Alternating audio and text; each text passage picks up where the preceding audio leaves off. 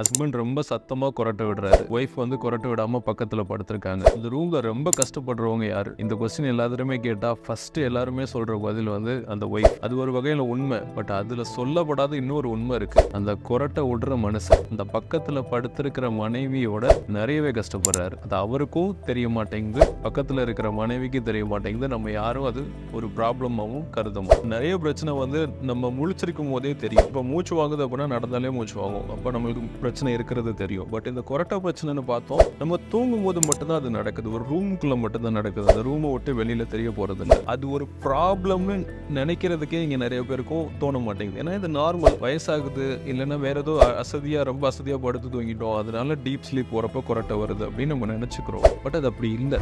கொரட்டைன்றது normal விஷயம் இல்லை, அதுவே ஒரு ப்ராப்ளம்.